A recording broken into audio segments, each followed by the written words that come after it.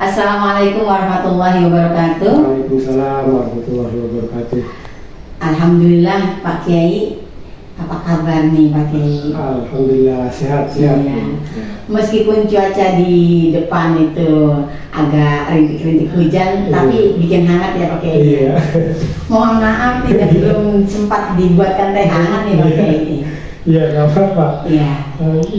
Memang kalau hujan-hujan gitu enaknya ada kopi, ada teh hangat gitu. Nanti setelah ini kita bikin kopi deh Pak Kiai. Iya, boleh.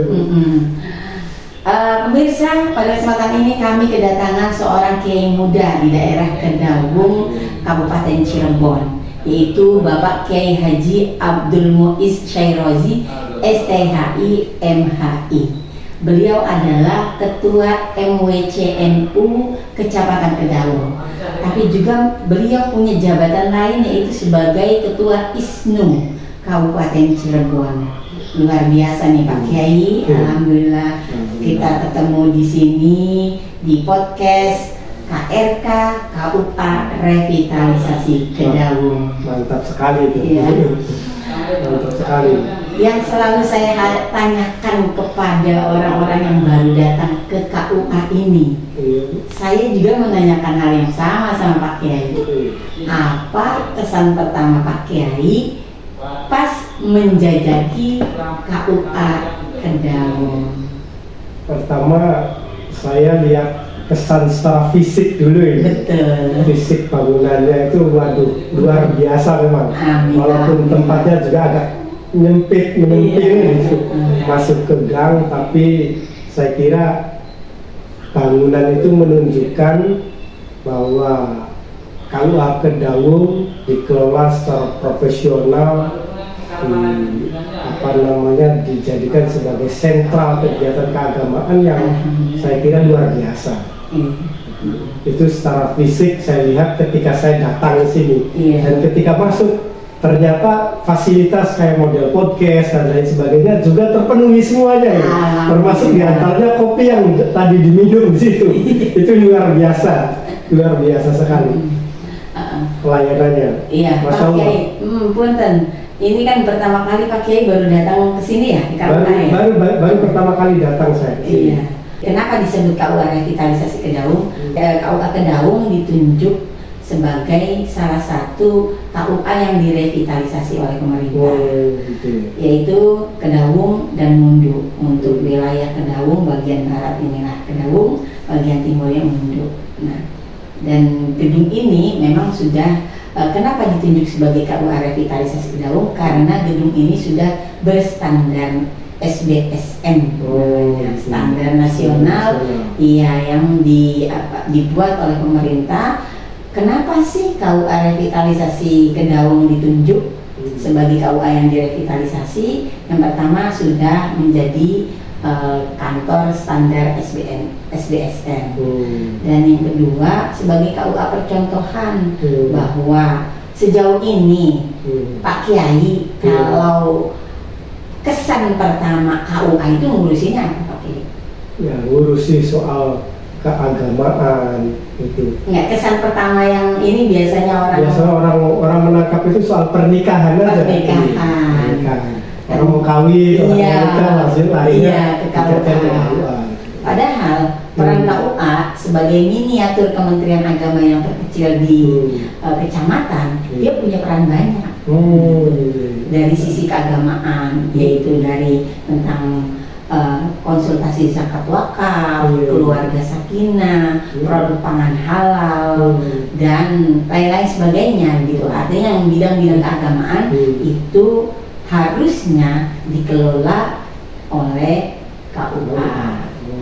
Nah, maka menjadi percontohan KUA Kedawung dan Mundu untuk memulai itu, bahwa nanti ke depan peran KUA bukan hanya persoalan pernikahan, tetapi mengurusi banyak hal yang terkait dengan kegiatan keagamaan di wilayah setempat.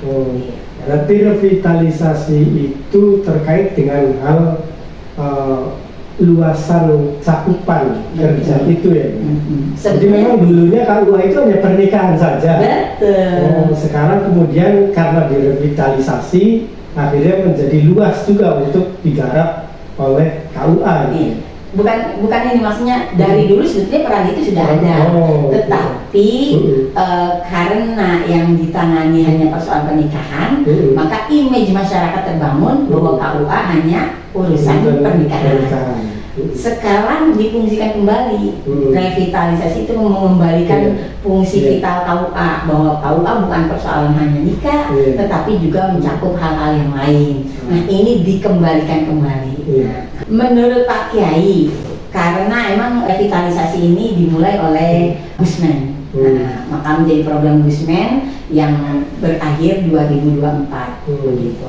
Tetapi harapan kita sih bahwa KUA revitalisasi bukan hanya berakhir di 2024, perannya harus tetap terus gitu. Dan ini bisa dicontoh oleh KUA-KUA yang lain. Setelah Pak Kiai tahu tentang revitalisasi KUA ini, bagaimana tanggapan Pak Kiai? Apakah pernah dengar-dengar di masyarakat peran-peran KUA selain pernikahan? Iya, jadi pertama saya kira ini menjadi terobosan ide luar biasa ya dari Gusmen ya, dari Gus Menteri, Gus Yakut gitu, sebagai Menteri Agama mencoba untuk membranding, membungkus Kementerian Agama itu menjadi sesuatu yang sebenarnya bukan hanya diarahkan kepada urusan ukhrawi belaka, tetapi juga ikut terlibat dalam membangun peradaban. Nah, ini kan salah satu bentuknya adalah revitalisasi itu, dan saya kira ini menjadi satu hal yang sangat positif gitu ya, sangat positif, dan tentu saja karena ini menjadi sesuatu yang seolah-olah menjadi yang baru gitu ya. Walaupun itu hanya revitalisasi dan itu nilainya cukup penting sekali, itu merupakan gagasan yang luar biasa. Ini perlu sosialisasi yang begitu gencar, sosialisasi atau publikasi ke masyarakat terkait dengan peran fungsi dari Kementerian Agama terutama KUA, dan itu saya kira sangat penting sekali. Jadi tanggapan saya terkait soal ide ini cukup bagus, dan saya kira harus disosialisasikan secara masif gitu, oleh KUA. Oke, salah satu peran penting KUA revitalisasi adalah bagaimana meningkatkan kehidupan keberagamaan di masyarakat, termasuk juga membimbing atau memperbagus peran-peran lembaga keagamaan, di antaranya yang MUI, meningkatkan peran lembaga keagamaan, misalnya yang ormas ya Muslimat, NU, Muslimat, NU, Fatayat, dan lain-lain lah pokoknya begitu. Nah, kira-kira dari barangkali Pak Kiai pernah dengar-dengar begitu di Kedaung ini, KUA dalam hal ini peran penyuluhnya apakah sudah memenuhi unsur kriteria revitalisasi atau bagaimana? Ya, saya secara langsung sih sebenarnya belum pernah berkomunikasi ya, tapi saya sebagai ketua Majelis Wakil Cabang Nahdlatul Ulama itu sering juga mendengar bahwa peran pendamping, peran penyuluh agama di desa-desa, di kecamatan itu cukup bagus juga di Kedaung. Hanya saja menurut saya ini penting untuk melakukan satu penguatan terkait dengan visi Kementerian Agama sendiri soal kehidupan keberagamaan kita. Artinya bahwa penyuluh kita di Kedaung misalnya itu harus memiliki pemahaman dan sekaligus pengetahuan dan aktivitas dan juga publikasi yang kuat terkait dengan misalnya pembentukan moderasi beragama. Itu sangat penting sekali. Jadi di sini yang menurut saya mungkin peran mereka ke tengah masyarakat is oke, tapi bagaimana kemudian para penyuluh ini menjadi bagian upaya juga membentuk masyarakat sebagai masyarakat yang ummatan wasaton. Nah, itu perlu menurut saya ditingkatkan kembali. Itu bisa langsung terjun, bisa kerjasama dengan yang lain. Saya kira itu yang menurut saya perlu untuk dilakukan oleh KUA. insya Allah kita ke depan akan ke sana arahnya. Hanya saja kita perlu proses karena memang sejauh ini masih menata di dalam, dan tahun 2023 ini menjadi momentum kita untuk lari lebih kencang lah penyuluh. Dalam hal ini saya yang selaku penyuluh agama Kecamatan Kedaung bersama teman-teman saya yang lain akan mencoba untuk terus melakukan upaya moderasi beragama di kalangan masyarakat. Dan terima kasih atas saran Pak Kiai dan masukannya, luar biasa. Iya, Pak Kiai, sebelum kita bicarakan tentang lebih jauh, kebetulan NU itu memasuki 1 abad ya Pak Kiai. Nah, kira-kira sebagai ketua MWCNU di Kecamatan Kedaung yang levelnya wilayah kecamatan, begitu Pak Kiai, langkah-langkah strategis apa yang Pak Kiai akan tempuh untuk bagaimana membangkitkan gairah bukan hanya beragama tetapi gairah berorganisasi di lingkungan NU di Kedaung. Ya, di dalam surat Al-Baqarah di Al-Quran dijelaskan wa kadzalika ja'alnakum ummatan wasata. Jadikan mereka sebagai umat yang moderat.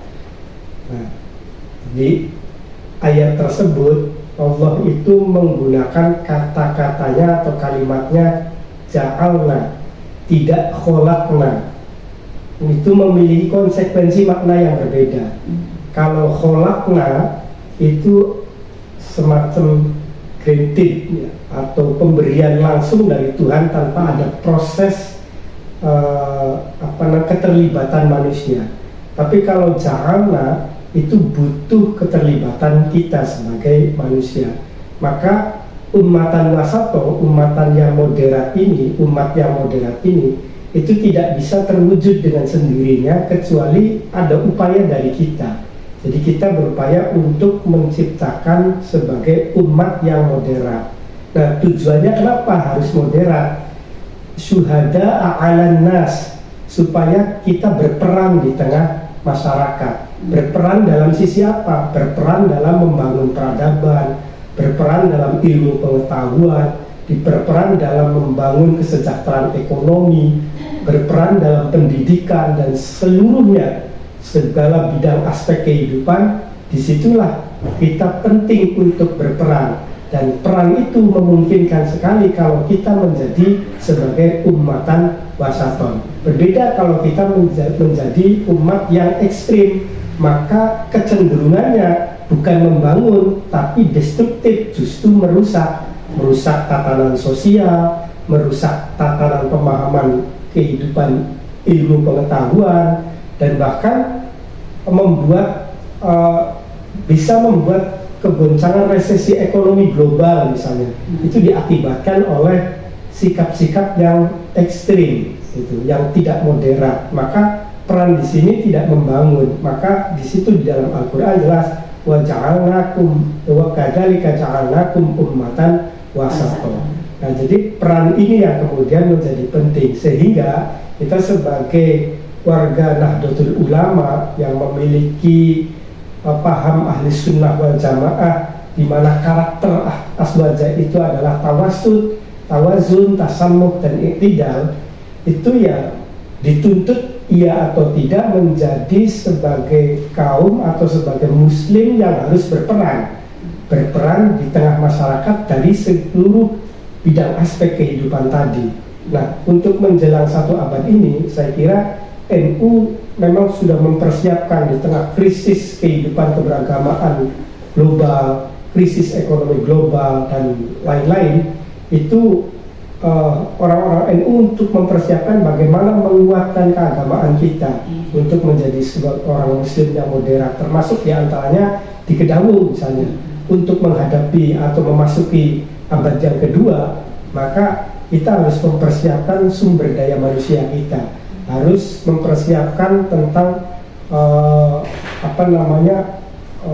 peningkatan ekonomi kesejahteraan masyarakat kita, yang di mana-mana di desa-desa itu sebagai warga Nahdien itu kategorinya masih juga banyak yang secara ekonomi tarafnya menengah ke bawah, dan itu harus membutuhkan kehadiran kita di sana untuk bagaimana mengembangkan, bagaimana menghidupkan kembali, bagaimana menyejahterakan kehidupan mereka. Itu saya kira di antara apa yang dipersiapkan oleh Majelis Wakil Cabang Nahdlatul Ulama Kecamatan Kedawung untuk memasuki abad yang kedua Nahdlatul Ulama. Oke Pak Kiai, Pak Kiai baru menjadi ketua MWC sejak tahun berapa Pak Kiai? Saya sebenarnya jadi ketua MWC itu baru 2 tahun. Baru 2 tahun, dan itu juga kecelakaan sejarah sebenarnya. Bisa ada kecelakaan sejarah, dikira kecelakaan transportasi aja. Iya, karena secara jujur saja sebenarnya saya itu waktu itu lebih cenderung untuk menjadi penggerak atau muharrik bagaimana NU di Kedawung hidup. Karena saya lihat dari beberapa kecamatan yang lain, saya kan termasuk orang yang baru hijrah juga ke Kedawung itu, sehingga melihat ini kok NU-nya begitu lemah, begitu tidak jalan. Iya. Di Kedawung itu memang selama ini NU-nya menurut pandangan Pak Kiai kurang jalan baik, kurang masif. Jadi ketika misalnya dikomparasikan dengan kecamatan-kecamatan yang lain yang tingkat aktivitasnya cukup tinggi, Kedawung malah justru tidak terlihat sama sekali, dan bahkan nyaris ada kepengurusan tetapi tidak ada kegiatan atau tidak ada agenda. Nah dari situ ya kemudian saya sebagai orang di sini itu mencari kawan dan menemukan komunitas itu, dan akhirnya coba untuk menghidupkan, dan ujung-ujungnya ternyata para kiai itu menunjuk saya untuk menggantikan ketua lama. Aduh, saya jadi bingung, padahal waktu itu secara jujur saya posisinya berada di wakil sekretaris Lembaga Pendidikan Ma'arif Pengurus Besar Nahdlatul Ulama. Dan kemudian setelah itu tidak lama menjadi ketua cabang Ikatan Sarjana Nahdlatul Ulama Kabupaten Cirebon. Jadi numpuk-numpuk jabatan itu saya nggak bayangannya gimana gitu. Apalagi ini tapi permintaan untuk menghidupkan dulu MWC Kedawung, dan sebagai santri ya sebagai murid kiai ya saya hanya samikna wa atokna terhadap perintah dari kiai-kiai yang ada di Kecamatan Kedawung. Jadi ketika kiai Kedawung menunjuk saya sebagai santri yang mau bicara apa lagi, ya sudah saya samikna wa atokna. Yang penting saya selamat dunia akhirat, itu aja lah judulnya itu. Kalau boleh tahu, kenapa itu di Kedawung itu kiprah ke-NU-an secara organisasi kurang masif, padahal kehidupan keberagamaan yang, karena memang saya juga tinggal di Kedawung ya, debaannya banyak, kegiatan-kegiatan keagamaan yang nuansa NU-nya juga ada begitu. Kenapa bisa ketika barangkali Pak Kiai pernah mengamati atau sepanjang 2 tahun ini, kenapa kegiatan keagamaan organisasi NU itu secara organisasi kurang masif menurut Pak Kiai? Ada 2 kalau saya temukan itu. Yang pertama adalah lemahnya komunikasi. Jadi misalnya kepengurusan itu berkomunikasi dengan tokoh-tokoh ulama-ulama atau kiai-kiai di desa-desa yang sebenarnya secara faktanya mereka merindukan sekali tentang bagaimana geliat NU di Kecamatan Kedawung. Dan itu lama, sehingga karena sebagai kiai yang menginginkan itu dan tidak tahu kepengurusannya seperti apa gitu. Nah, mereka takut juga misalnya melakukan masukan dan lain sebagainya. Dan disinilah yang kemudian ada tersumbatnya komunikasi, dan itu membuat organisasi tidak berjalan di Kecamatan Kedawung. Yang kedua itu sebenarnya soal ghiroh keorganisasiannya. Ghiroh organisasinya itu juga sangat lemah sekali saya lihat, karena memang Kedawung itu termasuk daerah yang gempuran budaya pragmatismenya, budaya hedonismenya itu cukup tinggi sekali. Mungkin karena berbatasan dengan kota, sehingga lebih cenderung ke individualistik gitu, Sementara hidup berorganisasi adalah hidup bersama, hidup bergotong royong. Nah, itu semua kelihatannya semakin dikikis oleh budaya-budaya hedonistik, budaya budaya yang hidup sendiri-sendiri itu, tanpa peduli dengan lingkungan, tanpa peduli dengan tetangga dan lain sebagainya. Itu saya kira menjadi tantangan yang luar biasa, dan itu menjadi penyebab kenapa MWCNU misalnya dalam era-era sebelumnya itu tidak berjalan secara masif. Alhamdulillah sekarang dengan Pak Kiai Abdul Muiz, biasa panggil Kang Muiz ya. Memang belum jadi kiai, belum jadi kiai. Kiai itu kan julukan, Kiai. Biar kami yang mengambil. Amin. Aminnya saja. Semoga jadi kiai. Tapi sebenarnya saya itu jadi Gus sebenarnya. Ya, karena jadi kiai dengan Gus itu masih sulit jadi Gus ketimbang jadi kiai. Oh gitu. Kalau jadi Gus itu harus anaknya kiai. Kalau jadi kiai belum tentu anaknya kiai, begitu. Ini guyon aja. Kita manggil Gus Muiz saja kan. Biar tambah keren gitu kelihatannya. Jadi Kang Muiz atau Gus Muiz ya. Tapi kalau Gus biasanya kalau di Jawa Barat malah nggak ada. Adanya Kang. Jadi kalau Jawa Barat panggilnya Kang. Kang Muiz sudah menunjukkan bahwa artinya Kang itu di Jawa Barat sudah menunjukkan itu ya keturunan kiai gitu, atau yang selevelnya di Jawa Timur itu Gus ya. Kang Muiz, mengenai tentang gerakan MWCNU di Kedaung yang pelan-pelan bergeliat untuk menunjukkan kedirian NU itu supaya masif gitu. Kira-kira dukungan dari masyarakat itu ada atau enggak, atau bagaimana ketika masyarakat yuk kita gabung ke organisasi NU, apakah mereka menolak atau bagaimana? Menurut kamu gimana kalau di Kedaung itu?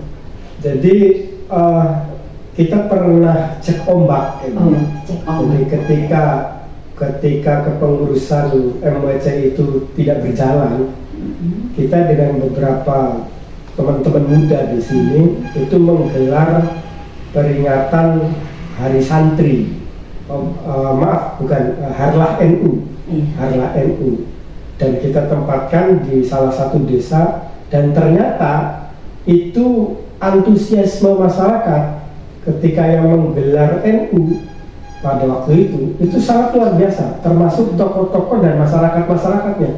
Saya lihat karena kepanitiaan waktu itu dipimpin oleh saya sendiri dan tidak langsung oleh struktur kepengurusan MWC pada waktu itu, karena mereka kita undang saja sebagai bagian dari acara itu, sebagai penanggung jawab kepanitiaannya kita. Dan ternyata masyarakat dan tokoh-tokoh itu dalam praktiknya mereka mau urunan uang dan lain sebagainya untuk suksesnya kegiatan itu, dan itu menurut saya luar biasa. Walaupun dalam hal misalnya untuk menggerakkan organisasi itu masih cukup lemah juga di Kecamatan Kedaung, karena di satu sisi ada sebenarnya yang saya tangkap itu, misalnya saya lihat karena pernah saya kebetulan saya sebagai ketua cabang ISNU ya Kabupaten Cirebon, pernah meminta teman-teman itu untuk melakukan semacam riset gitu, penelitian di beberapa kecamatan, termasuk di antaranya Kecamatan Kedaung. Di Kecamatan Kedaung itu termasuk kecamatan dalam zona kuning, dan tingkat KNU-an untuk menggerakkan organisasinya lemah, dan itu diakibatkan salah satu faktornya adalah kuatnya ada wacana yang dihembuskan oleh ya sebenarnya oleh orang-orang gitu ya, oleh orang-orang tertentu, bahwa tidak perlu yang namanya NU-NU-an, tidak perlu yang namanya Muhammadiyah-Muhammadiyaan dan lain sebagainya.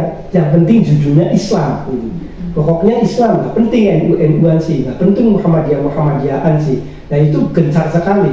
Itu sebenarnya adalah pintu masuk untuk bagaimana menanamkan ideologi-ideologi transnasionalisme yang justru akan membahayakan bagi kehidupan berbangsa dan bernegara kita. Jadi kalau kita lihat sebenarnya kalau mau masuk ke komunitas tertentu, misalnya untuk menanamkan ideologi transnasional, maka yang ditanamkan adalah sikap seperti itu, bahwa kita tidak perlu NU-NU-an, kita tidak perlu Muhammadiyah, karena zaman dulu itu tidak ada NU, tidak ada Muhammadiyah, di zaman apalagi di zaman Rasulullah semua Islam. Jadi kita harus diikat yang atas nama Islam saja. Nah itu sebenarnya adalah pintu masuk bagaimana mereka ingin menanamkan ideologi transnasional, itu yang sebenarnya ini akan mengancam terhadap kehidupan berbangsa dan bernegara kita. Nah, dari situ di antara faktor kenapa masyarakat Kedaung untuk menggerakkan organisasi itu juga organisasi NU terutama itu masih cukup lemah sekali. Itu saya lihat di antaranya kalau hasil riset teman-teman ISNU itu di antaranya itu salah satu faktornya. Selain SDM, sumber daya manusianya memang perlu untuk ditingkatkan juga. Misalnya kita harus melakukan madrasah kader Nahdlatul Ulama, itu belum pernah di sini dan harus dilakukan untuk meningkatkan giroh berorganisasi. Sepertinya KUA revitalisasi Kedaung sangat pas ya di Kedaung. Sangat pas sekali, sangat cocok sekali dan saya kira kita nunggu bagaimana kolaborasi dan kerjasama dengan KUA ini.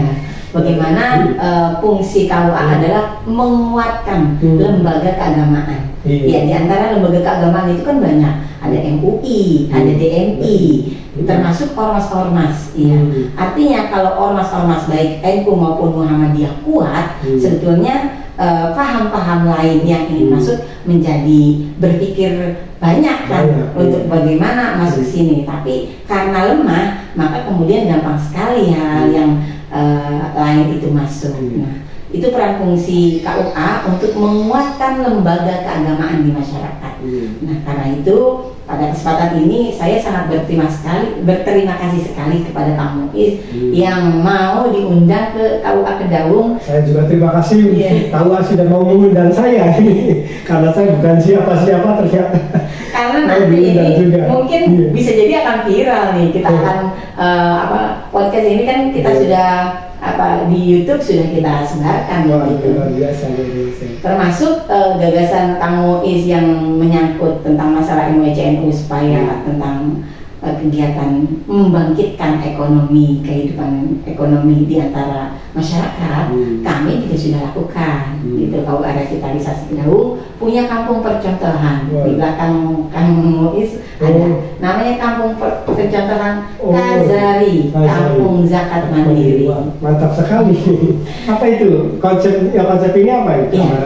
Jadi KUA revitalisasi itu harus punya satu binaan yang mengarah pada penguatan keberagamaan di masyarakat. Bukan hanya penguatan dari sisi keagamaan, tetapi juga penguatan dari sisi ekonomi. Nah, maka kami kalau penguatan pemberantasan buta huruf menjadi pintu masuk kita untuk memasuki daerah tersebut. Dan kebetulan kampung percontohannya adalah di Kedung Jaya, di Blok Siledu RW 05. Saya masuk ke situ tanpa kecelakaan juga. Jadi ada sebuah kelompok masyarakat yang di sini belum ada apa-apa, tolong dibantu. Jadi kita buat pemberantasan buta huruf Al-Quran. Kebetulan ada masjid di sana namanya Masjid Al-Maqsudi. Kebetulan akhirnya namanya Majelis Taklim Terpadu Al-Maqsudi. Kita namanya kita sesuaikan dengan masjid kita di situ. Nah, Majelis Taklim ini anggotanya dari yang usia 20 tahun sampai 70 tahun. Kita punya kelas-kelas. Kelas A benar-benar basic, tidak bisa ngaji. Kelas B bisa ngaji tapi belum fasih. Kelas C bisa ngaji tapi kurang paham tajwidnya. Nah, kalau kelas D kita belajar sudah paham tajwid, sudah fasih bacaannya, langsung pada kajian Al-Quran, kajiannya hadis, fokus pada kajian-kajian. Itulah pemberantasan buta huruf Al-Quran sudah kita tempuh. Ternyata di daerah situ kurang lebih di RW 05 ada 4 RT, 3 RT-nya kurang lebih 250. Kakak 100-nya adalah berpenghasilan menengah ke bawah. Yang mirisnya 50% dari 250 kakak itu terlibat hutang bank keliling. Gitu. Sampai ada ke desa meminta bantuan, ada nggak dana desa untuk bisa membantu bayar hutang? Kan tidak ada. Sampai ada yang begitu juga. Iya. Jadi disitulah kampung percontohan kita. Kita tumbuhkan rasa bersaingnya, terus kita kasih dana modal untuk kita zakat yang jelas ini. Bantuan zakat itu juga kerjasama dari Kemenang Kabupaten dan juga Basnas Kabupaten. Nah, tinggal MWCNU yang katanya punya apa tuh? Punya kencang NU ya Lazis no. Ya kita belum bekerja sama nih. Tetapi secara masyarakat kulturnya di situ adalah kultur NU. Kalau boleh dibilang ya mayoritas NU. Nah, maka di samping kegiatan mingguan yang Selasa ini, kenapa saya siang ini ketemu sama Kang Muisnya, paginya tadi kita harus dari situ kegiatan. Ya. Setiap akhir bulan kita zikir bersama. Zikirnya Ratibul Hajat. Luar biasa. Jadi, mantap. Kita untuk wilayah RW situ aja, di RW sama-sama sekampung, ayo kita zikir. Alhamdulillah, hal-hal yang selama ini tidak pernah tersentuh, misalnya ada kosan yang mohon maaf, tanda kutip agak lampu merah mungkin ya, tiba-tiba muncul dan kemudian digerebek, terusnya diamankan. Sekarang udah nggak ada. Ya mungkin efek dari zikir-zikir itu gitu, meskipun bulanan, tetapi mudah-mudahan itu ada efek banyak untuk bagaimana masyarakat penguatan keimanannya dan lain sebagainya. Jadi Kang Muiz menginginkan NU juga bisa berperan hal yang lebih lebih besar lagi, terutama dengan pemberdayaan ekonomi umat. Maka KUA juga sudah sedang menempuh jalur itu. Luar biasa, mantap sekali. Makanya karena saya juga ditugasi 2 kecamatan, 2 KUA di Mundu, jadi agak terbatas langkah saya. Banyak sekali hal-hal yang Mundu dengan Kedaung itu satu kantor atau berbeda kantor? Berbeda kantor. Berbeda kantor. Mundu sendiri, iya. Cuma ditangani oleh saya sendiri. Wah, mantap sekali, Bu. Jadi saya harus membelah diri. Berarti gajinya nanti 2 itu ya, Bang ya? Tapi negara tetap gaji 1. Iya. Mudah-mudahan Gusman tahu ya, harus digaji 2. Iya, digaji sama Gusman itu ya. Iya. Iya. Ya itulah tadi cerita sedikit. Sebelum kita akhiri kegiatan ini, saya kepengen Kang Muiz memberikan oleh-oleh buat kita. Kira-kira ke depan bagaimana langkah kita, terutama ini penyuluh agama dan juga KUA dalam lingkup yang lebih besarnya, agar bisa berperan lebih banyak lagi di masyarakat. Nah, mohon Kang Muiz memberikan wejangan buat kita ini. Iya. Ya, pertama menurut saya cukup penting ini terkait dengan konteks kita dalam kehidupan berbangsa dan bernegara ini ya. KUA itu saya kira harus juga dipahami oleh masyarakat, bukan soal urusan Islam saja. Betul. Kementerian Urusan Agama itu juga menjadi bagian dari pusat kegiatan agama-agama selain Islam. Yang walaupun kita sebenarnya hampir di sini mayoritasnya semuanya, dan bahkan mungkin sulit ya nyari di luar Muslim itu, non Muslim itu sangat sulit sekali. Tapi memberikan pemahaman bahwa secara perundang-undangan bahwa Kementerian Agama bukanlah Kementerian Islam, dan itu harus menjadi penting juga untuk disosialisasikan.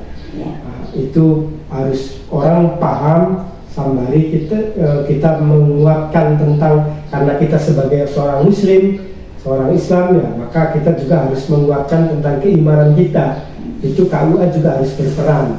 Bagaimana menguatkan keilmuan keagamaan kita, menguatkan keimanan dan ketakwaan kita. Di situ saya kira salah satu pemegang kuncinya ada di KUA.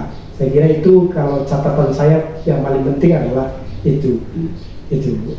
Oke, terima kasih Kang Muiz. Masukan buat KUA sangat penting, terutama kami yang bergerak di masyarakat. Yang mudah-mudahan itu bisa bermanfaat buat kita semua. Hadirin, terima kasih atas perhatiannya. Kang Muiz luar biasa. Wawasan kita hari ini bicaranya bukan persoalan Kedaung aja nih Kang Muiz, tapi wawasan kebangsaan yang lebih luas. Mudah-mudahan di luar sana banyak Kang Muiz lain yang pemahaman wawasan kebangsaan luas. Lebih dari Muiz saya. Di luar, maksudnya di luar Kedaung.